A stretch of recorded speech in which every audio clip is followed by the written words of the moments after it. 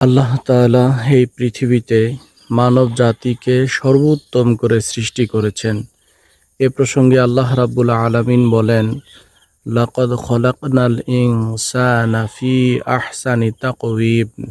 আমি মানব জাতিকে সর্বোত্তম আকৃতি দিয়ে সৃষ্টি করেছি। এরপরে রব্বুল আলামিন কোরআনের অসংখ্য জায়গায় বলেছেন, মানব জাতির মধ্যে সর্বোত্তম মহামানব হচ্ছে আমাদের প্রিয় নবী সাল্লাল্লাহু আলাইহি ওয়াসাল্লাম।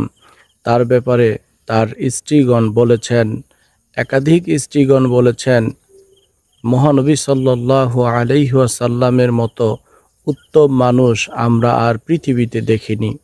আসলেই মহানবী সাল্লাল্লাহু আলাইহি ওয়াসাল্লাম সর্বোত্তম। এজন্য রব্বুল আলামিন বলেছেন যে মহানবী সাল্লাল্লাহু আলাইহি ওয়াসাল্লামের জীবনের মধ্যেই রয়েছে তোমাদের জন্য সর্বোত্তম আদর্শ। আল্লাহ তাআলা আমাদের সবাইকে যেন মহানবী সাল্লাল্লাহু আলাইহি ওয়াসাল্লামের আদর্শ মেনে চলার তৌফিক দান করেন। ধন্যবাদ।